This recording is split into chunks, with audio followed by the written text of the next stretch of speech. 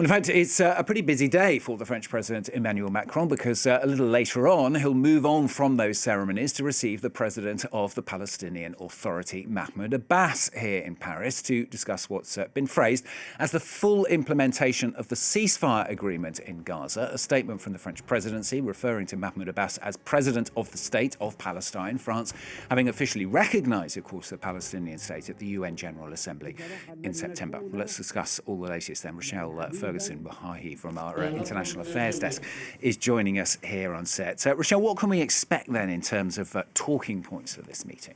Well, as you say, this is seen for the French presidency as a part of the ongoing process of France's recognition of a Palestinian state. And also another key issue is coordinating French and Palestinian leadership positions, if you will, and to make sure that they're on the same political line. You made that comment there about this kind of shift, now referring to Mahmoud Abbas as the president of the state of Palestine, of course, no longer just the president of the Palestinian Authority. Political shift there, which is important.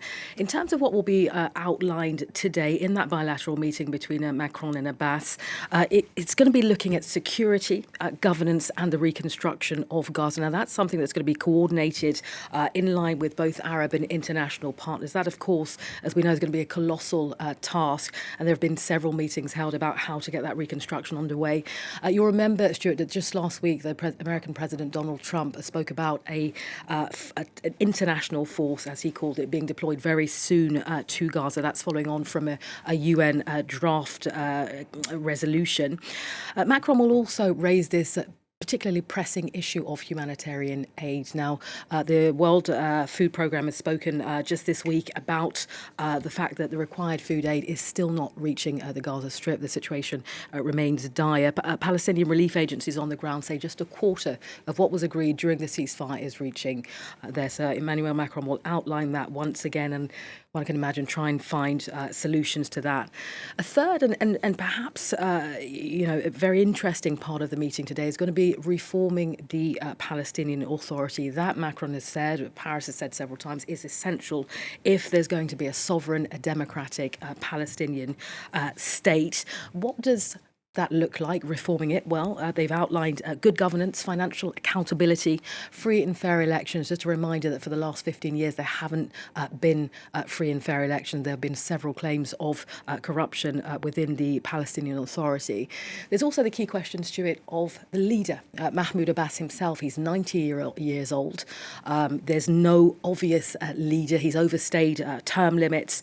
He's unpopular with some Palestinians who feel that, he hasn't done enough to line up unity between Gaza and the West Bank.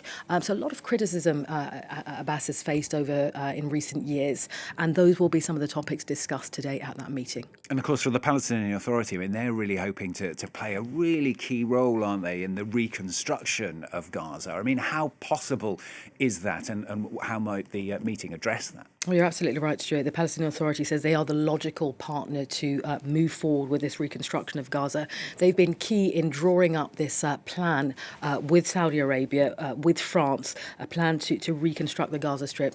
Palestinian Authority has also nominated 5,500 police that they've now sent to Cairo, where training is going to be underway. So they say, look, we've set the ball rolling as far as, how many people we can deploy on the ground. The Palestinian Authority has also recently reminded people that once they were ousted by Hamas in 2007, they've remained nonetheless involved in the Gaza Strip. They've been paying thousands of salaries of workers within the Gaza Strip. They've kept essential services like electricity, like water, and of course education going. So they say, rather than bringing in an external force who's going to come in and monitor perhaps from afar, we have ground roots within Gaza. We understand how we can govern it. Important to say, Stuart, that ultimately Trump's ceasefire just makes a very vague comment about the Palestinian Authority. Trump would prefer an internationally supervised technocratic Palestinian committee rather than the Palestinian Authority. So there's lots to discuss there today about how they can play a role in this reconstruction. Finally, I mean, it's interesting, isn't it, the date of this bilateral meeting? It's significant, isn't it? Just really briefly, yes. This date of the meeting between Abbas and Macron comes exactly 21 years after the death of Yasser Arafat. Yasser Arafat, of course, the very first president of the Palestinian Authority. He held that role between 1994, 2004. He died not far from here in Clamart 21 years ago. Macron today hosting Arafat's successor. Abbas may be discredited, he may be unpopular for some Palestinians, but he remains a key figure, one might say, within French diplomacy. Rochelle, thanks very much. Rochelle Ferguson Bouyahi joining us from our International Affairs Desk. Thanks.